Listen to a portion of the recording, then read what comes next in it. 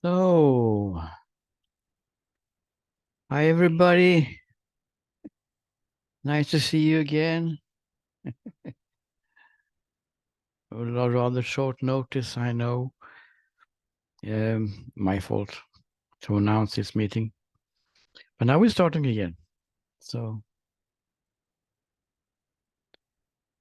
there will be announcement of how often we will have it and so on later today. So, we start in the same way. Those who wants to have the enlightenment activation, you just put on the video. And we sit comfortably and close our eyes. And just follow these simple instructions for this guided non-doing meditation. And then the enlightenment activation will happen for each one during that meditation. So we just sit here, leave life alone, just allow everything to be exactly as it is in this moment, as it already is. Not interested in anything particular, not pushing anything away. Thoughts are also allowed to be here. Nothing wrong with thoughts. We're simply not interested in them. But we don't try to push them away.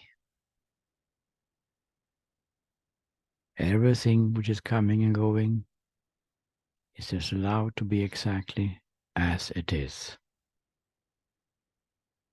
No grabbing of anything particular. Not pushing away anything. Just sitting here and doing absolutely nothing.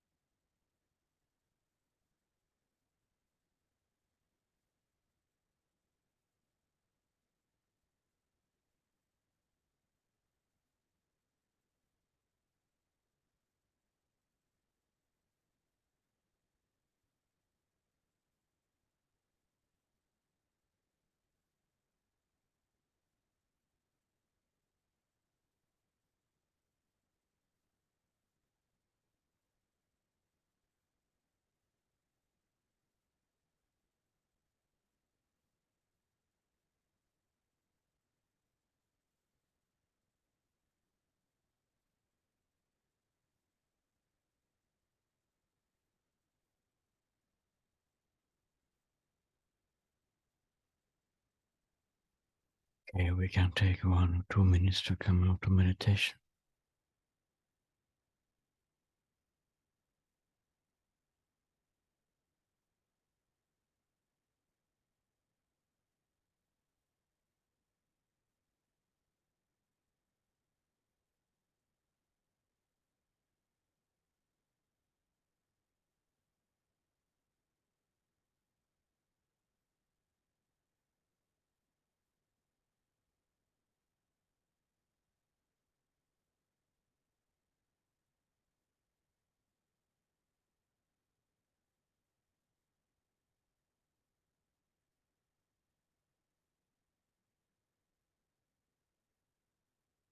Oh,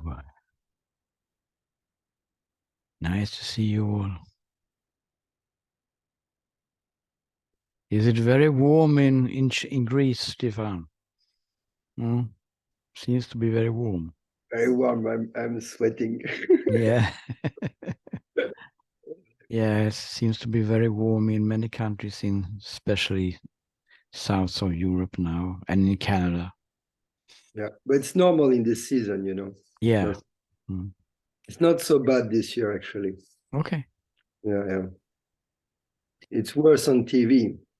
Ah, Yeah. mass media thing. Yes. So is there anyone who has any questions around the meditation or questions around enlightenment activation about this piece?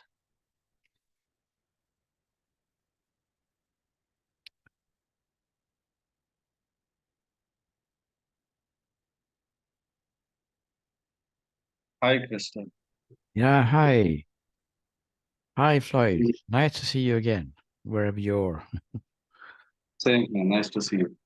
So, we had this, like a series of sessions with you. Maybe, I don't know, maybe it was 2 weeks back or last month.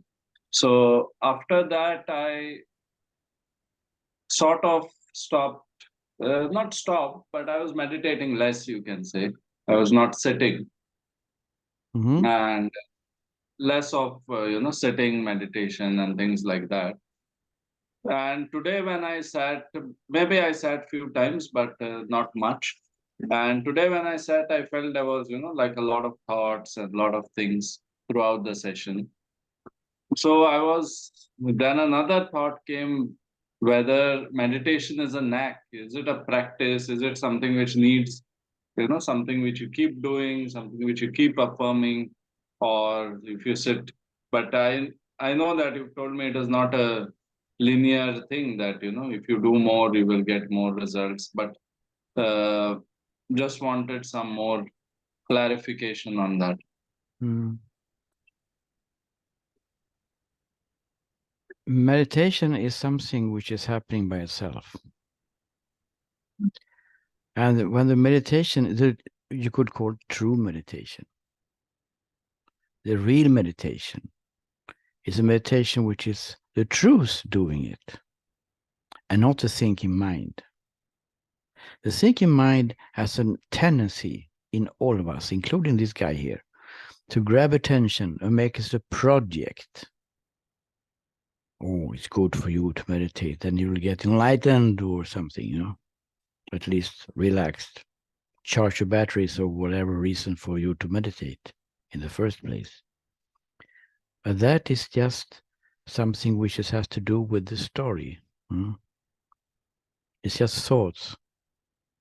And the meditation which is coming from there is just thinking meditation, you could call it. Nothing wrong with it, really. It can help us in our daily life, but nothing to do with the truth. Because the true meditation is coming from another place. It's coming from the longing to be free. And longing to be free means to see the truth. And to see the truth is to see how it is. It sounds very big when you say, see the truth, almost religious. Huh? No, it's just meaning to see how it really is actually. And to live that. And to live that how it really is actually amazing. We don't think that way, but it's actually amazing. So the meditation which is coming from the true place, which is the longing, your longing, everybody's longing for freedom. That is the true meditation. And it doesn't have to come in a linear way, as you say, Floyd. For some people who has a very big longing, they can sit down whenever, because the longing is there all the time, more or less. And that is good, because it starts with the longing then. And the longing is meditating, not a meditator, not a thinking meditation. But sometimes it doesn't need to be done. Nothing to do with me going on vacation to Mongolia or something. It's just happened in that way. That in your case, Floyd, I don't know how it is with the other people here, but in your case, there was some kind of break. But it doesn't mean that the truth is not working. The truth is working all the time. It's knocking all the time on the door from inside. Huh? And there are many things that needs to be done.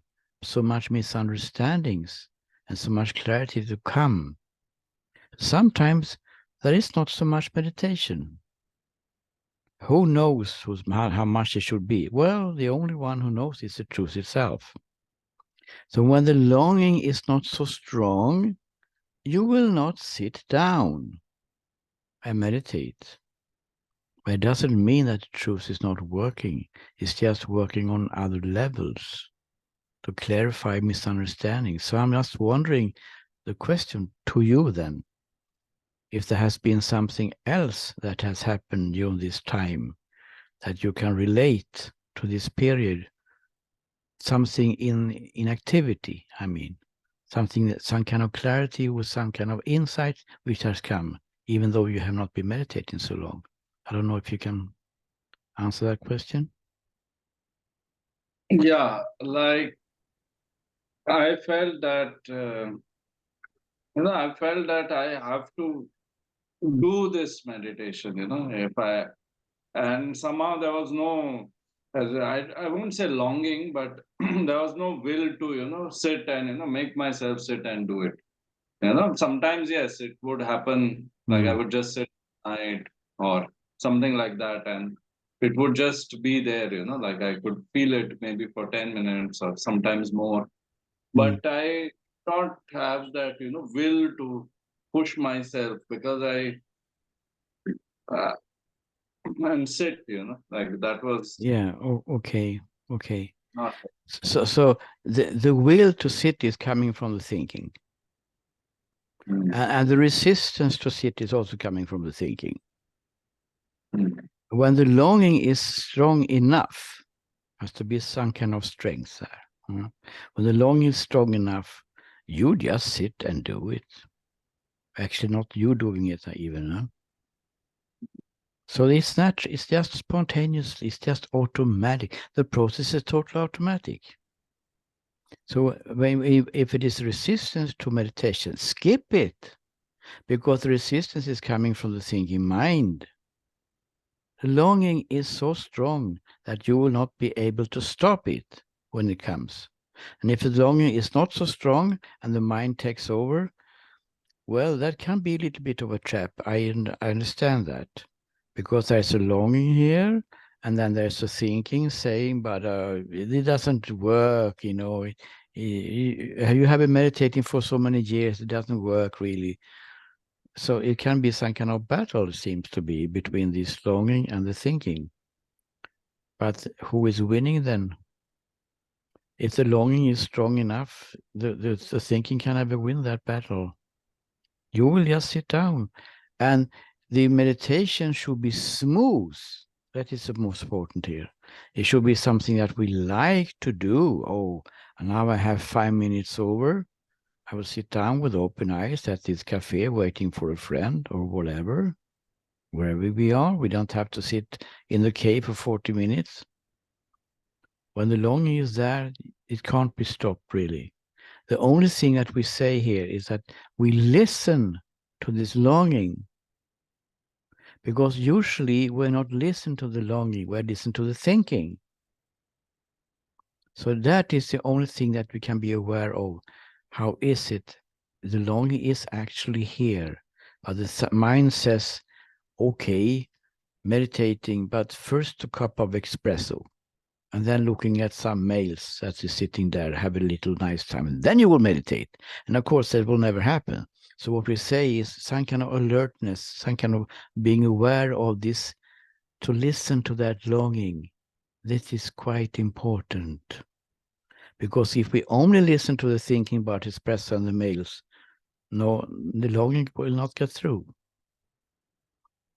Of course, I said that if the longing is very big, and in some people are they so strong, it doesn't matter how the mind is talking about espresso.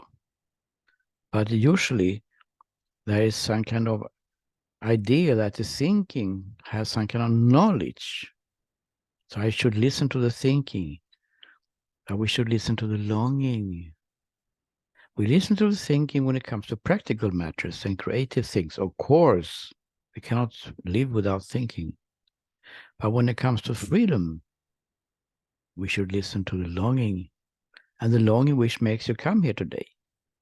Otherwise, you will not come. So it is there. It's just a matter of listening to it. I don't know if that can clarify a little bit for you.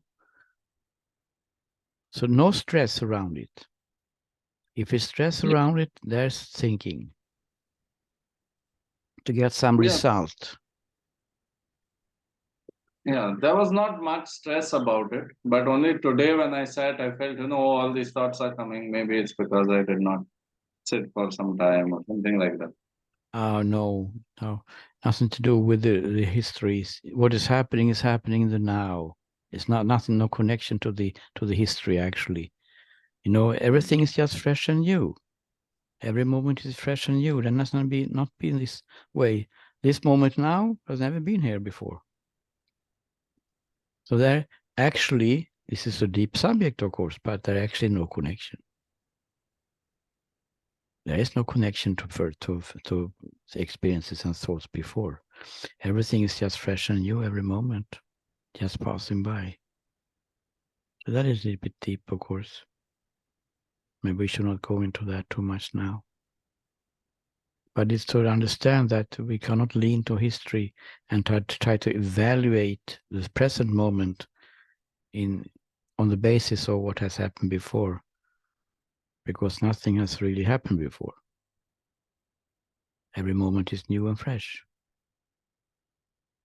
Is there anything else you want to say, Floyd?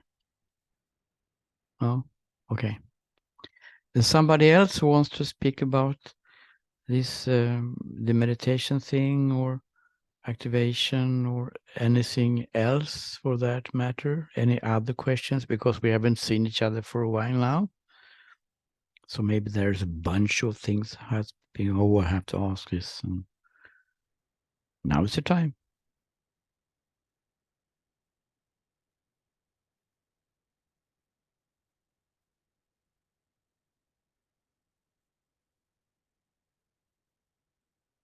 Everything is totally clear. But the topic what we announced very late, I'm sorry, was the concept of teaching, teacher, and student. It's actually coming from Papaji, and he said it on the video. There's no teaching, no teacher, no student, in his beautiful way. What does it mean? We have been looking at this teaching subject before, and there is no teaching here. Of course, we can define teaching in different ways. But what it means is that we don't have to believe in anything. It's about your own discoveries, how it really is in your life. It's not only that you don't have to believe in Advaita Vedanta or whatever it is, Christian mysticism or Sufi theory or whatever. Not only that, but actually it can sound like a teaching when we say you're already free. Oh, that's a teaching. Yeah, but it's not a teaching really, Because when you say you're already free, it means that you should discover that. Because that is not a teaching. When we say you're already free, it's not a belief, it's not a theory, it's not a philosophy, it's what is true. And the truth is not a teaching. And the truth is what you discover for yourself. It's not this some guy here talking, and then you should believe that and think about his concept that he's using, and he's using new concepts and so on. Huh? Everyone has his own conceptual framework. Huh? But here we don't do that. That is what it means that we say that there is no teaching, because there is no concept that you need to believe in. It sounds like a teaching sometimes when we say that you should question beliefs about a person who is doing and thinking and so on. Sounds like a teaching, but it is actually not. It's just a, so to speak, encouragement to look, to investigate what is really here. What do I believe in which makes my life hell? So that in that way is not a teaching. So what does it mean to have teacher then? Well, if there is no teaching, there is no role for any teacher, because the teacher is supposed to give some kind of information to you that you don't have before. But what we do here is just to ask, look there, or look there and look there. That is not a teacher really, because there's nothing new that is giving information. The capital of Sweden is Stockholm. I had no idea. Huh? That is a new information. We don't give any new information. We just say, look there, investigate. So in that sense, there is no teacher really. And if there is no teacher, there is no student. Of course, if there is no teacher, there is no student. So because everyone is already free. So there is no theory that needs to be learned. No concept that needs to be discussed. It's just to see what is already taking place in this moment. That's why there is no teaching, no teacher, no student. But there is one more aspect, which is quite interesting. And that is that all of you and the other 100, which is not here now, they have been coming to the individual sessions and group sessions for different reasons. And that is totally okay. I've been working with this now for 4 years, and people are very different. Some people come because they don't feel good. They are not interested in enlightenment at all. They just want to feel good. Should we post to just push them? Oh no, we just talk about enlightenment here. We're not talking about anything else. No, I say everyone is welcomed. Everyone is welcome. Doesn't matter what ambition level you are on. If you want to see the whole truth, go the whole way up to enlightenment, fine. We are available for that. If you want to stop, because I've seen some people actually, they feel not so good when they come, and when they have been working, we have been working together for some time, they feel so good. And this enlightenment say, I don't think I want to see anymore. I understand what you say, sounds good and so on, but I want to play chess instead. I mean, interest in you feel so good that the search for the final total truth is not really there. I met it actually, and it's totally fine. It's totally fine. We don't have to have this ambition that I will go the whole way, so to speak. It's very strange subject coming along also. There's no story, there's no physical reality, there's no body, there's no me. Come on. It's too much. So I just say that wherever you want if you want to come and you feel it's good for you, you can stop whenever you want, on any level you want. I will not push any enlightenment thing in you if you don't want it. I think it's important to understand that people have different ambition levels. That is totally fine. But we do things that people feel is something good for them, and they can be more enjoying life. In this way, also, it's not a teaching. It's not a teacher, not a student. So some people come here and they get awakened, and then they say, I think I stop here. Like the TV program, I think I stop here. I don't go to 10,000 crowns. I take my money and go. It's totally okay. And some other people, they want to, I want to see more. This is fascinating. Okay, let's continue then. So everyone is welcomed. Whatever the start is. If you're totally devoted to full enlightenment, or you feel that your life is quite miserable. Doesn't matter what we begin with. And you stop when you feel that you want to stop.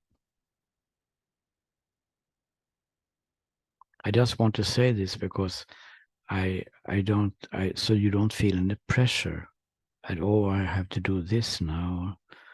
Actually, I don't feel it to do this. Well, skip it then. We should enjoy this journey together, this discovery journey. And you are in charge, not me. You are the one who knows what you want and when you want to say, I think I will do something else now. Thank you and goodbye.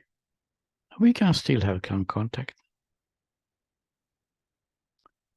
And we have a question from Floyd. Is it possible that someone doesn't know that they really want enlightenment?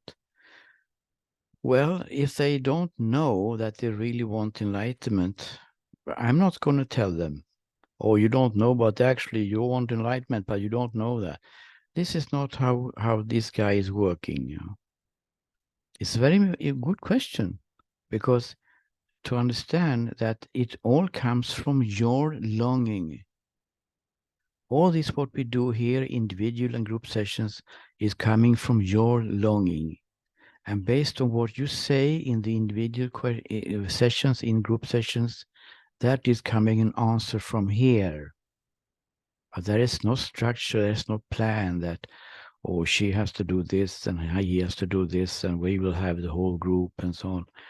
No, it's all coming from each of you as an individual. So if you don't see that you want enlightenment, what can I do? Maybe you can come back later. Actually, I see that I want enlightenment. Okay, let's start. Let's look at the obstacles that are here for you not seeing that you're already enlightened, actually. Yeah, I don't know if that is a answer to your question. But it's one more aspect of it. It's a good question, Floyd, because everybody wants enlightenment. Everything that we do is going to enlightenment. What is enlightenment? Well, one say many aspects, of course, but one aspect is to be happy, to always be happy, and to always be at peace, whatever happens in the story, and to feel love for everything, everyone. That is one definition of enlightenment, a permanent state. And who doesn't want that? Everybody wants it. So everybody is actually already searching for enlightenment, even they have never heard the word and doesn't know what it means. So they try to find that place, find that state. We feel some kind of intuitively, this is something wrong here, something is missing, something is lacking. I'm not happy. So we try by things on the outside. Oh, she will make me happy. If I get her, then everything is fixed. Some kind of idea around this, her or him, or a new job, that will fix it, or a new house, or a new car, or more money, or whatever. We try many means to get happiness, and that is actually search for enlightenment. So we are all of us are searching for enlightenment, whether we know it or not. And some search for it in vodka. And alcohol is actually quite quick way to get some kind of glimpse of enlightenment, because after just 10 minutes you feel quite good. Oh, the ego is not so big. There's no demands anymore. The duty seems to be far away, and I'm feeling happy. I want to dance and I will love everybody. What is that? That is enlightenment. Unfortunately, it comes in a, so to speak, artificial way, and it's not lasting. But there is an urge to live that state of permanent happiness, peace, and love in everybody. And the whole life is an ongoing course, enlightenment course, to get that, whether you know anything about enlightenment or not.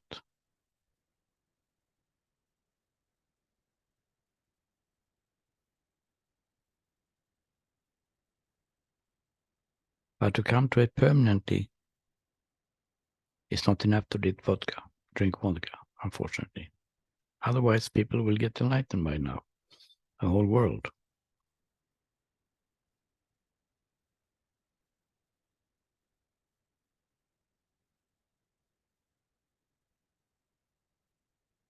Okay. Any comments or protests or questions around all this?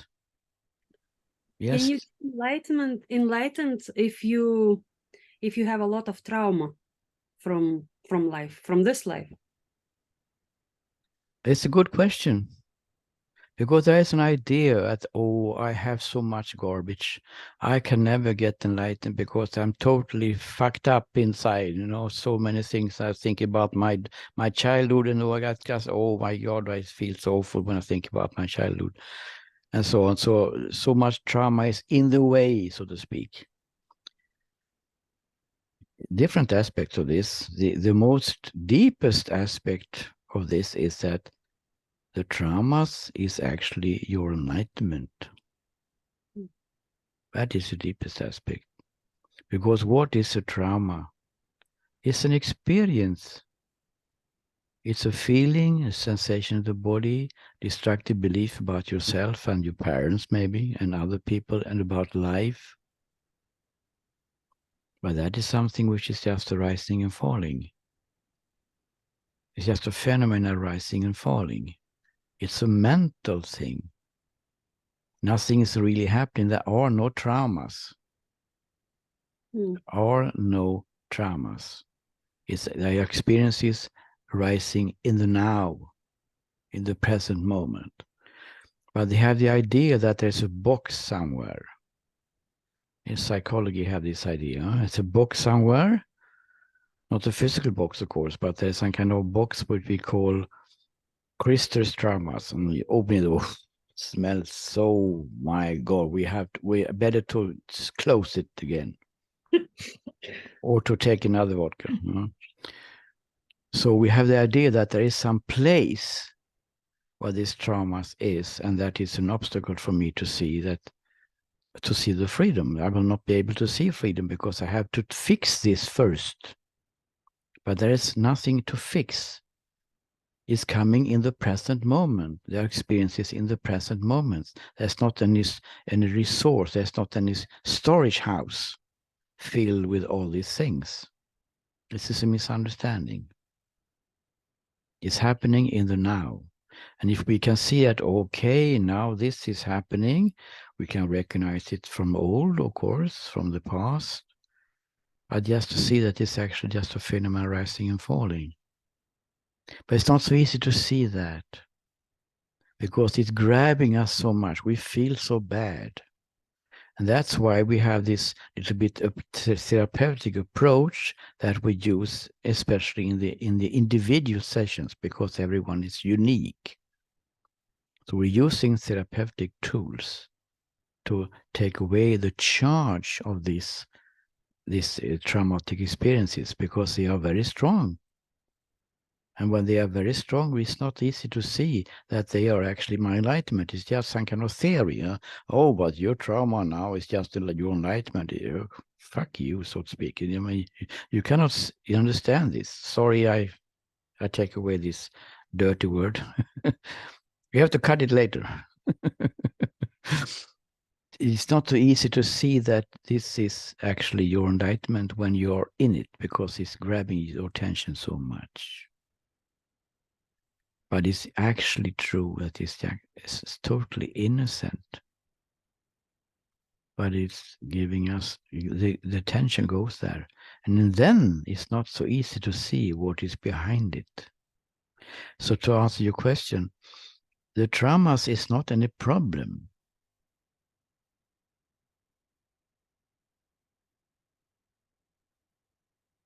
It was a meeting with Dalai Lama and Zen master, where they asked how should we do with all these traumas? And Dalai Lama, he said things about time and more lives and so on. And then they asked the Zen teacher, and he said that your traumas is your enlightenment. It's just to see that this is just a phenomena coming and passing. But it's not so easy to see it yourself. That's why we have these individual sessions. And to see that this traumas is actually based, which is important, is based on ideas which are not true. Because the traumas means I am totally worthless. That is one way to express it. I feel totally worthless in many situations during life, daily life. And that is based on the idea that there is someone here who is worthless. And what we do in the individual sessions is to look at this me who is supposed to be worthless, and to just discover that we can't find that one.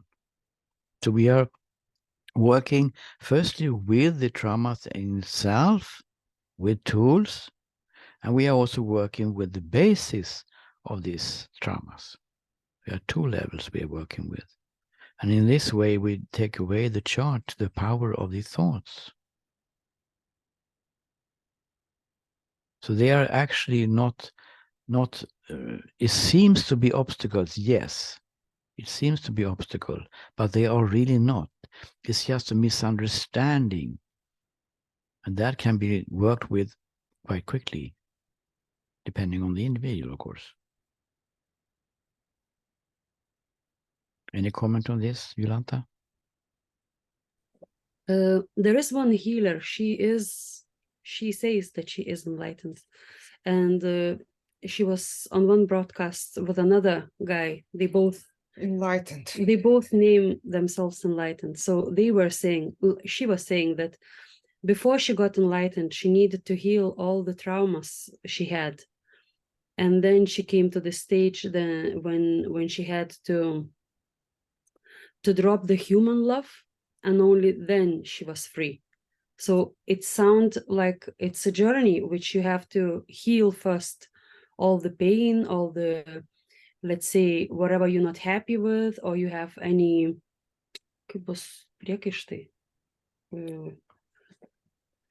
for example, you blame someone for something, and that is disturbing you, and that's not allowing you to become free from everything. So she says that she had to heal everything first. It's true and not true at the same time. We have to be a little bit more complex here. Because to see the freedom, we don't have to do anything about that. The non-doing meditation in itself gives glimpses of this state which is already there. And the non-doing meditation in itself also gets you awakened. But the journey is not finished there. That's why we usually have 4 steps. Awakening, oneness, being, and love. There's 4 different shifts, qualitative shifts that happens. And the first one, to see the pure being state, the being that you really are, takes away the suffering. Yes, it takes away the struggling and problems, really. But it doesn't throw away all these misunderstandings, what we call traumas. So in the second step, that is what maybe she's relating to. I don't know, because I don't know her and so on. I usually not commenting on other people, but in principle, when you are awakened, you see this pure being state, not only meditation, but always in the activity as well, as some kind of background or something, some kind of silence which is always there. That is only the first step. In the second step, up to oneness. The second step is to oneness, to unity. Then all this misunderstanding has to be cleared away. It doesn't go away by meditation. Maybe it can be if you're sitting in a cave 25 years, as Ramana Maharshi did. It's quite a long way. Not many people can do that. But in principle, the awakened state is only to discover, so to speak, inside this silent, pure being state that you are, which is total bliss and love. But the system, the mind-body system, so to speak, is still totally filled with all these memories. And they are triggered by things which is coming. So this second process can be a little bit painful, actually. But it's not painful in the meaning that is some kind of suffering or struggling, but all the traumas which has not been digested before awakening happened, it has to be taken care of after awakening, up to oneness. So in that sense, it's true that all the misunderstandings has to be, I don't want to say the word healed, but they have to be seen through, that they are not true. But because the traumas are built on misunderstandings, which is creating emotions and tension in the body and destructive beliefs about ourselves and life. So it's a process which is happening after the first step of awakening, up to oneness. And that can take a little time. It depends on you. Everyone is unique here. It depends on the individual, how much it has had. In my case, I had quite much. And so it took a little time. But I was happy to have a wife who pushed the button all the time. So it was, it went quite quickly anyway. But you're living, so to speak, on 2 levels. Huh? You're living on one level that is totally free. There's a freedom state in you, where there's no suffering and there's no me there even. It's just pure being. That is the awakened state. But at the same time, you're living with the old understanding in the mind-body. And that is triggered by what things saying to you and how people are relating to you. That is still inside, triggered. And that has to be taken care of. And that is what we do here with these tools that we are working with. And which I was working with as well. That's why I'm using it, because it works so good in this case.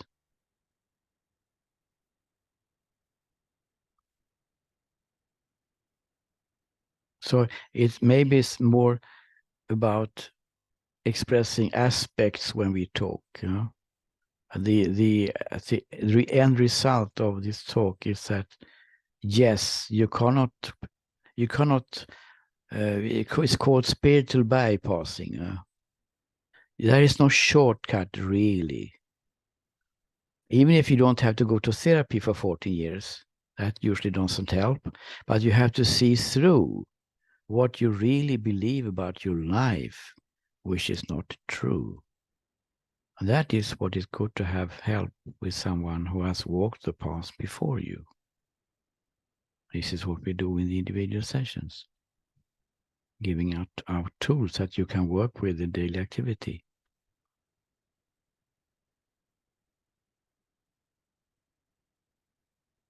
Is that okay, Yolanta? Someone else?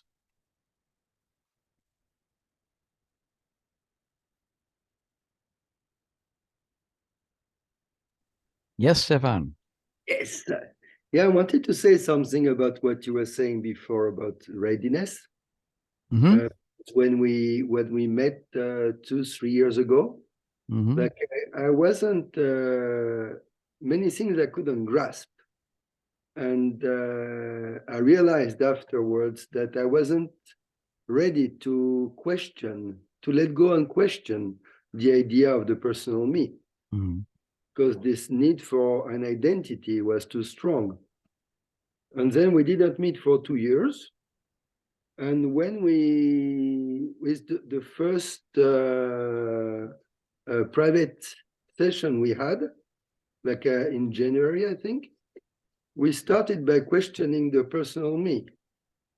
And it was obvious that there was no personal me. And with this, the process started. Yeah, I remember. Yeah. It just happened. Like 2 years ago, it was not possible. Yeah. In January, it just went like poof. Yeah. It is a process in that sense. I heard it from other people also. Yeah. I heard you first, Chris. I didn't understand anything that you were talking about. Nothing. Yes. What is this guy talking about, for God's sake? Yes. After 1 year, I understand everything now. I see what you say. Yes. So it is even if the awakening is a split of a second, like this, it's just shift. It's a shift, 4 shifts, no?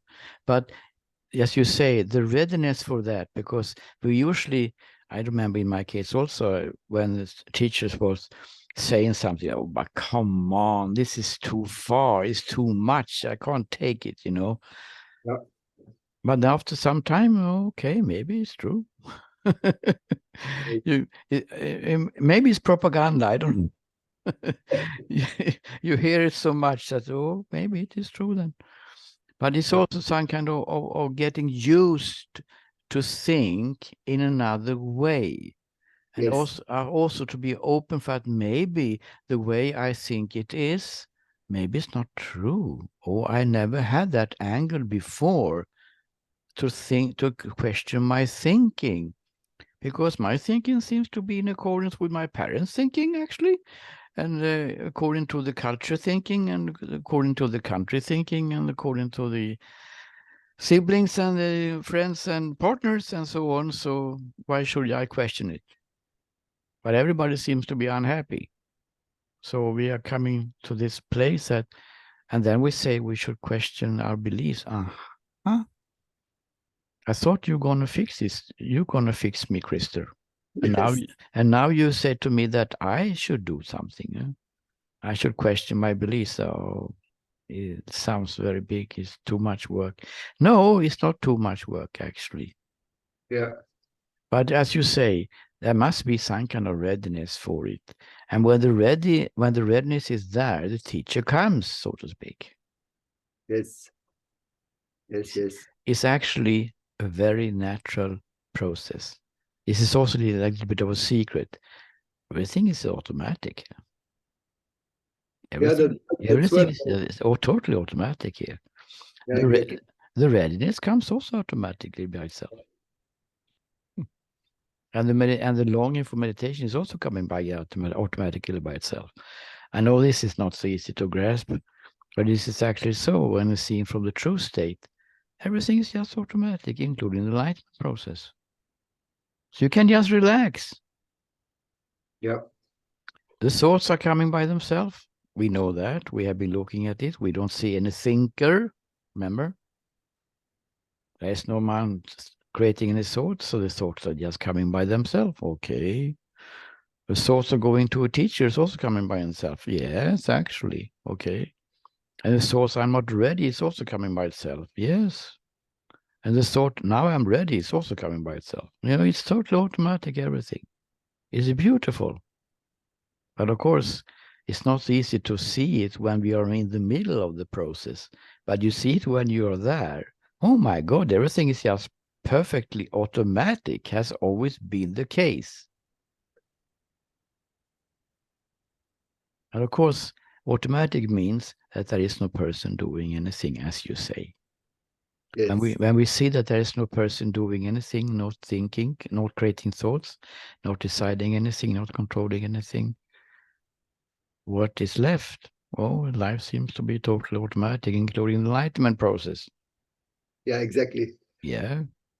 Yeah, this is very relieving. Like we don't have to do so much about No, it. it's just entertainment here. Yeah. And isn't entertainment is called enlightenment? Yes. So even the trauma isn't entertainment, Jolanta. But of course, when the trauma is grabbing us, it's not easy to see that way. And to hear from outside is just making us all even more angry. Maybe. Yes, very good, Stefan. And it's a very important point, because we can talk about traumas, we can talk about ideas we have about ourselves, destructive belief we have about ourselves. I'm a loser, I will not get it, I'm not worthy of happiness, and so on.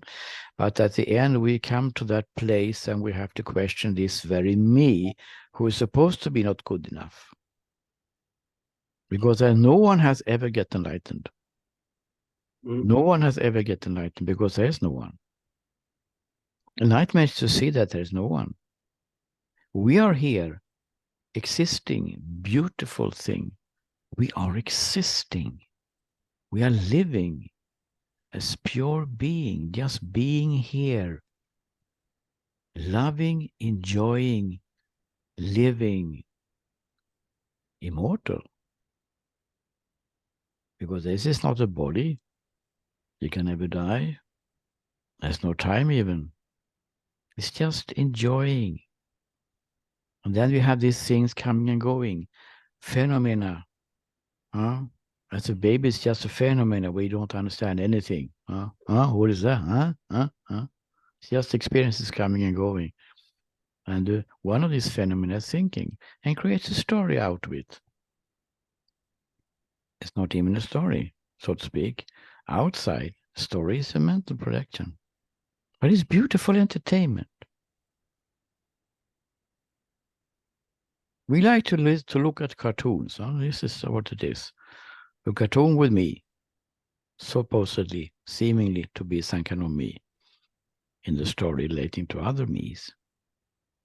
But in reality, it is not. Anything more you want to comment on, Stefan? No. No? Just it. Okay, yeah. Someone else? You want to protest against Stefan or something?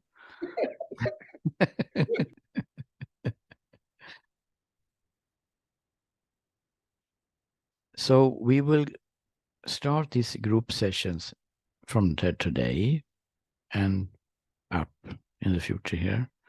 Even when we are in Turkey, we will continue to have these sessions. Individual sessions and group sessions. But we will make a change, because it's so beautiful that 100 people have signed up for individual sessions to have enlightenment activation. 100. So it means that the activation that we did before, that was only activation on Monday and Thursday and Friday, we'll take it away, because people will have 4 times every week anyway, and they will also have this long enlightenment activation, almost 1 hour in the individual sessions once. But we will post this schedule on the groups, Telegram, Skype, Facebook, and WhatsApp group. So this will be Saturday as today, and Sunday with Russian translation. It's going to be on Tuesday with Lithuanian translation, and on Wednesday. These 4 times per week we can see each other. And of course we will continue to have guided meditation in the beginning, and also to have this enlightenment activation as we did today.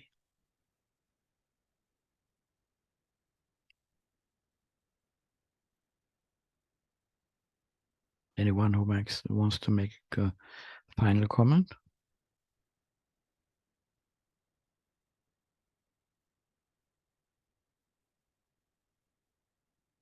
Then we maybe will see each other tomorrow then. Thank you very much for today. Thank you. Thank you. Thank you very much. Good evening. Thank you. Thank you. Bye. Bye-bye.